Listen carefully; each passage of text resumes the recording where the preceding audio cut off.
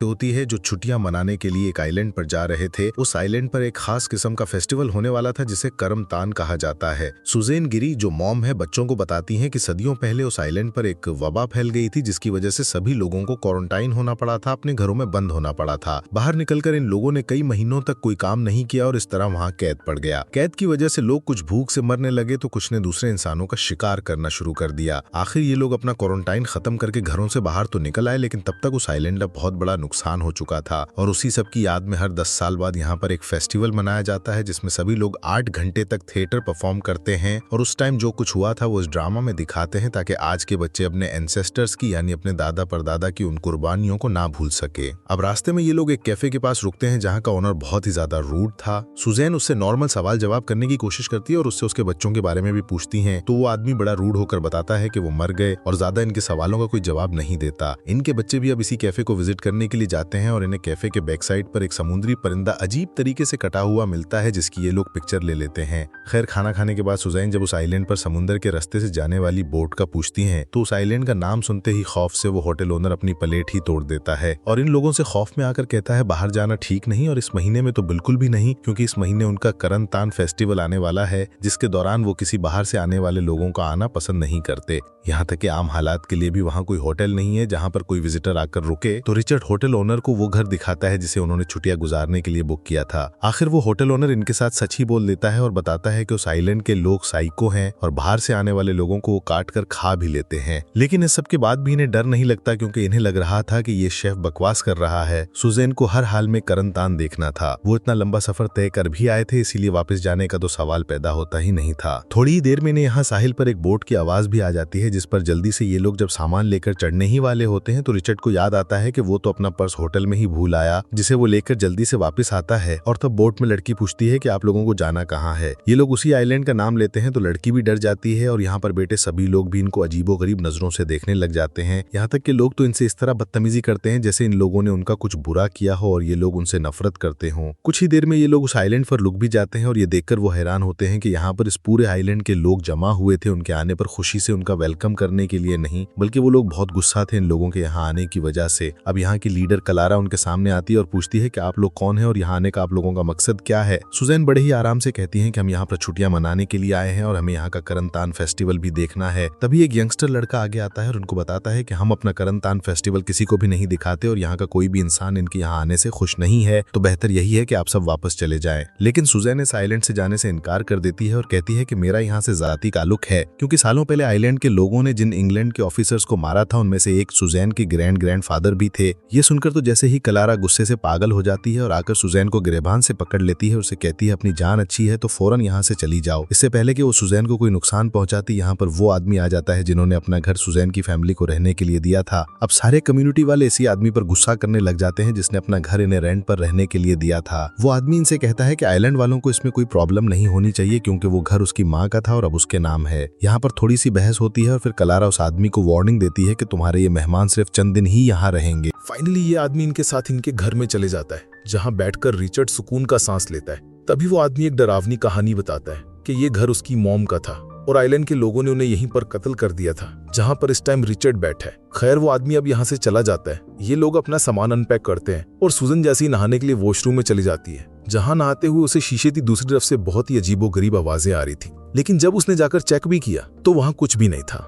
अब थोड़ी देर बाद ये लोग डिनर करते हैं और सोने के लिए चले जाते हैं जहां आधी रात में इनकी आंखें एक अजीब से शोर से खुलती है। ये सभी परेशान हो जाते हैं। रिचर्ड और सुजन बाहर चेक करने के लिए जाते हैं तो देखते हैं कि वहां पूरे आइलैंड के लोग जमा थे, अपने मुंह पे अजीब मास्क लगाए, बड़े बड़े गाउन पहने, वो हाथों में मशाल लिए हुए थे। अजीब सा शोर मचाकर वो इन्हें डरा रहे थे। तो सुजन इन आइलैंड वालों को कहती है आपको ये शोर बंद करना होगा, अंदर हमारे बच्चे डिस्टर्ब हो रहे हैं। आइलैंड के लोग उनके पास एक मरे हुए रकून की लाश फेंक देते हैं और यहाँ से चले जाते हैं। अब रिचर्ड और सुजन सच में डर गए थे।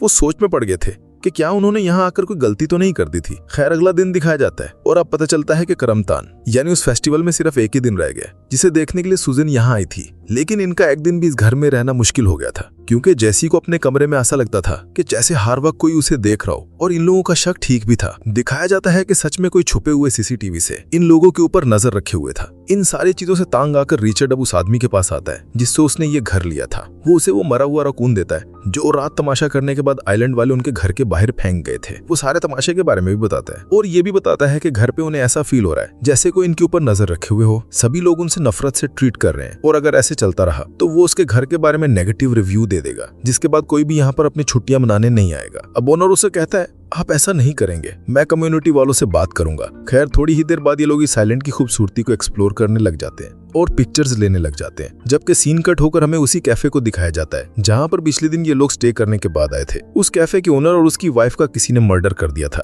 जिसकी पुलिस इन्वेस्टिगेशन कर रही थी। जबकि यहाँ पर रिचर्ड और उसकी फैमिली नोटिस करती है कि इन आइलैंड वालों ने बाहर के शहर से 4 ताबूत भी मंगवाए थे और ये किस लिए थे इन्हें आइडिया नहीं था। थोड़ी ही देर में यहाँ पर वो पुलिस ऑफिसर भी आ जाता है जो कैफे ओनर के केस की इन्वेस्टिगेशन कर रहा था। वो यहाँ के सिक्योरिटी ऑफिसर से बात करता है कि एक योहान नामी बंदा जो एक क्रिमिनल है वो भागकर इस आइलैंड पर आ गया है। वो पहले 2 मर्डर कर चुका है और भी कर सकता है, इसलिए उसका पकड़ा जाना बहुत जरूरी है। यहाँ पर दिखाया जाता है कि यहाँ के लोग अब करमतान की तैयारी कर रहे थे कि तभी यहाँ पर वो ऑफिसर आकर कलैरा से योहान नामी आदमी के बारे में पूछने लग जाता है, जिस पर उन्हें शक है कि वो मर्डर कर रहा है। कलैरा जो कि यहाँ की लीडर थी वो उन्हें बताती है कि वो आज सुबह इस आइलैंड से बाहर गया था, जिसके बाद वो इस ऑफिसर को धमकी भी देती है कि अगली मर्तबा वो अपने किसी भी केस को सॉल्व करने के लिए इस आइलैंड पे ना आए, क्योंकि इस आइलैंड पे उनका या बाहर की किसी भी दुनिया का कानून लागू नहीं होता। तो उसके जवाब में ऑफिसर कहता है ठीक है मैं तो चला जाऊंगा, लेकिन फिर तुम अपनी जानों की हिफाजत खुद करना। ऑफिसर थोड़ी देर में यहाँ से निकल जाता है और पीछे से हम देखते हैं कि योहान उसे देख रहा था। अब जैसी और उसका भाई दोनों एक कैफे में जाते हैं, यहाँ पे इन्हें वही यंग लड़का मिलता है जिसने आते ही इन्हें कहा था कि किसी को भी इनका आना पसंद नहीं और वो यहाँ से चले जाए। वो इस वक्त भी अजीब से अंदाज से इन दोनों से कहता है कि तुम लोगों ने यहाँ आकर बहुत बड़ी गलती कर दी है। लेकिन ये सुनकर भी वो दोनों डरते नहीं है, बल्कि जैसी उसे कहते हैं कि हम चले जाएंगे, बस मेरी मोम को ये फजूल सा थिएटर देखना है। अभी उसका ये कहना ही था कि पीछे से उसके भाई को किसी ने पकड़ लिया और कैफे से बाहर ले जाकर फेंका, जहाँ पर बहुत से आइलैंड के लोग मास्क पहने खड़े थे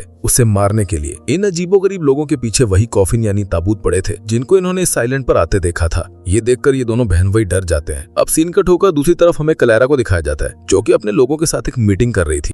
वो सबसे कहती है कि ये आखिरी बार होगा जब वो खुद इस करंतान को डायरेक्ट करेगी और वो चाहती है कि इस बार सब कुछ एकदम आउट क्लास होना चाहिए। वो बताती है कि पहले कई सालों तक हम इस करंतान में अंग्रेजों को लाकर मारते थे अपने बड़ों की सोल्स को खुश करने के लिए, लेकिन फिर हमारी आगे की पीढ़ी को लोगों की जान लेना ठीक नहीं लगा तो हमने अपने इस रिवाज से अंग्रेजों को मारना बंद कर दिया था। लेकिन अब किस्मत खुद हमारे पास चलकर आई है। जब अंग्रेज खुद हमारे पास आए हैं तो हम क्यों ना इस मौके का फायदा उठाएं। लेकिन कलारा का अपना बेटा और सभी जवान लोग इस फैसले के खिलाफ थे। वो कहते हैं कि वो कलारा का साथ तब तक दे रहे थे जब तक उन्हें लग रहा था कि वो सिर्फ अंग्रेजों को डराएंगे, लेकिन अगर अब उनका मर्डर का प्लान है तो वो उनका साथ नहीं देंगे। उनकी बातें सुनकर कलारा को गुस्सा आ जाता है और कलारा हुक्म दे देती है कि यहाँ करंतान में वही होगा जो वो चाहेगी। इसके बाद कलारा मिलने जाती है सूजन की फैमिली के घर के ओनर से। वो उसे अपने प्लान में शामिल होने के लिए कहती है, लेकिन ये आदमी भी उसकी शर्त मानने को तैयार नहीं था। तब वो कहती है कि तुम हर साल हमारा कोई ना कोई रूल तोड़ते हो, बाहर की दुनिया के लोगों को लाकर यहाँ ठहराते हो और अपनी मनमानी करते हो। हम हर बार ये समझकर माफ कर देते हैं, लेकिन अब तुम्हें आइलैंड के लिए और आइलैंड के लोगों की इतनी मेहरबानियों के बदले कुछ करना होगा। तुम्हें हमारा साथ देना ही होगा। और ऐसे मजबूरन ये आदमी कलारा की बातों में आ जाता है। आखिर वो दिन भी आ जाता है जिस दिन करतान शुरू होना था। सारे आइलैंड के लोग एक ग्राउंड में जाकर बैठना शुरू कर देते हैं और एक अजीब सा लकड़ी का मास्क पहने एक आदमी ड्रम बजाकर इस पूरे शो को शुरू करता है। यहाँ हम देखते हैं कि वो घर का ओनर उस फैमिली के पास बहुत सारी कुकीज लेकर आता है और इन्हें बताता है कि उसने आइलैंड वालों से बात की है और अब आइलैंड वाले खुद चाहते हैं कि ये लोग करंतान का हिस्सा बने और उनका ट्रेडिशन देखने आए। लेकिन कल जो कुछ भी हो गया था उससे ये लोग थोड़े डरे हुए थे, इसलिए ये लोग कहते हैं हम 8 घंटे वेस्ट नहीं कर सकते। हम इस टाइम स्विमिंग के लिए जा रहे हैं, हम सिर्फ करंतान का क्लाइमेक्स देखने के लिए आ जाएंगे। अब आइलैंड वाले खुद चाहते हैं कि ये लोग करंतान का हिस्सा बने और उनका ट्रेडिशन देखने आए, इसलिए ओनर अब वो कुकीज उनके घर रखकर चला जाता है।